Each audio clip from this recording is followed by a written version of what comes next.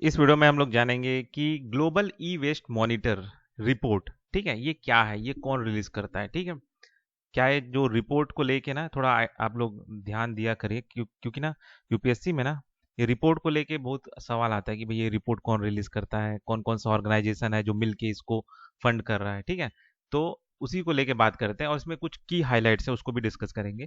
तो global e waste monitor, ठीक है, इस जो ये जो रिपोर्ट है इसे फंड किया है, ये प्रिपेयर किया है किसने, पार्टनरशिप किया है यूनिटार, ये है United nation institute for training and research.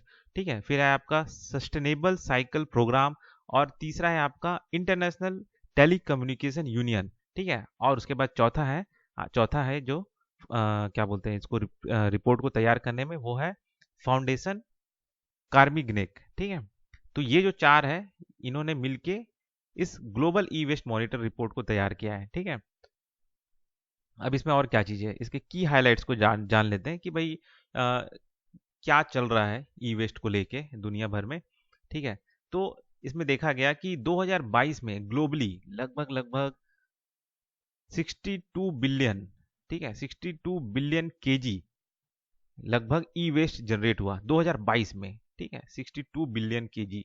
ठीक, फिर जो कलेक्शन और रिसाइकलिंग हो रहा है, ठीक है, तो जितना भी कलेक्शन हो रहा है उसमें देखा जाए तो लगभग लगभग सिर्फ 22.3% फॉर्मली कलेक्ट हो रहा है और रिसाइकल हो रहा है। मतलब जितना भी ई वेस्ट कचरा अभी फैला है ना, उसमें से सिर्फ 22% ही हम लोग कहीं ना कहीं कलेक्ट कर पा रहे हैं और उसको रिसाइकल कर पा रहे हैं। ठीक है, और उसमें से भी केवल और केवल 1% ऑफ जो रेयर अर्थ एलिमेंट है वो रिसाइकल के जरिए हमें मिलता है। ठीक है, तीसरा चीज है इसमें कि इंक्रीजिंग रेट, मतलब ये जो की हाईलाइट है उसका तीसरा पॉइंट ये है कि इंक्रीजिंग रेट क्या है, कि जो 2010 था, 2010 के समय में जो वर्ल्ड में जो ई वेस्ट का जो जनरेशन हुआ था उसको अगर अभी के टाइम में कंपेयर किया जाए ई वेस्ट जनरेशन को, तो लगभग 5 गुना ज्यादा बढ़ गया है। ठीक है, मतलब 2010 में जितना भी हो रहा था उससे 5 गुना ज्यादा अभी हो रहा है।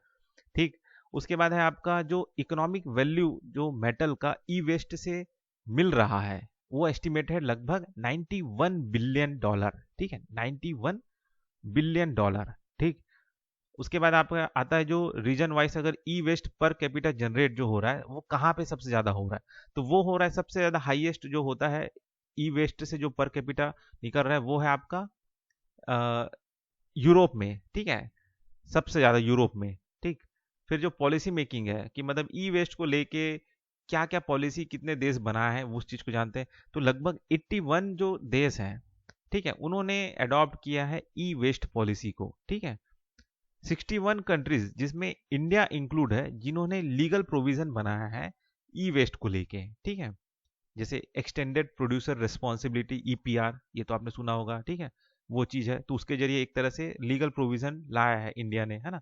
तो लगभग 61 देश ऐसे हैं जिन्होंने एक तरह से लीगल प्रोविजन लाया है ई वेस्ट को लेके, जिसमें इंडिया भी इंक्लूड है। ठीक है, और क्या चीज़ है, अब इंडिया को लेके थोड़ा जानकारी ले लेते हैं कि ई वेस्ट को लेके क्या कंडीशन है यहाँ। ठीक है, तो इंडिया जो है third largest e waste generator है। ठीक है, following only China and the USA, मतलब पहले नंबर पे तो आपका चाइना है, उसके बाद यूएसए, उसके बाद इंडिया आता है। ठीक है, अब और जानते हैं कि ई वेस्ट, ठीक है, अब ई वेस्ट क्या होता है, ये तो आपको पता ही है कि भाई ऐसा चीज, ऐसा मतलब इलेक्ट्रॉनिक वेस्ट जिसे आप रीयूज नहीं कर सकते। ठीक है, ना आप उसको वापस से मैन्युफैक्चरिंग कर सकते हैं, वापस ना रिफर्बिश कर सकते हैं, रिपेयर प्रोसेस नहीं चलता, तो ऐसे खराब जो वेस्ट होते हैं, इलेक्ट्रॉनिक वेस्ट होते हैं, इसे उसे हम ई वेस्ट कहते हैं। ठीक है, और ई वेस्ट में आपका इंक्लूड क्या क्या होता है, जो भी इलेक्ट्रिकल इक्विपमेंट है या सोलर फोटोवोल्टेइक जो पैनल रहता है वो सारा ई वेस्ट में ही आता है। ठीक है ना। अब इसमें मैंने एक वर्ड बोला था ईपीआर, एक्सटेंडेड प्रोड्यूसर रिस्पॉन्सिबिलिटी। ये क्या होता है कि एक तरह से मतलब जैसे एक प्रोड्यूसर है जो अगर कोई प्लास्टिक वो अगर प्रोड्यूस कर रहा है, ठीक है, कोई प्रोडक्ट प्रोड्यूस कर रहा है जिसमें प्लास्टिक यूज हो रहा है, तो एक तरह से उसकी एक जिम्मेदारी बन जाती है कि भाई ये जो प्लास्टिक जो आप पैदा कर रहे हो ना, निकाल रहे हो, इसको आपको वापस कलेक्ट भी करना है। ठीक है, उसको ऐसा नहीं कि आप बना के छोड़ दिए, फिर लोग उसका इस्तेमाल किए, फिर उसको कचरे में फेंक दिए, फिर आपका भी जिम्मेदारी हट गया, नहीं, ऐसा नहीं है।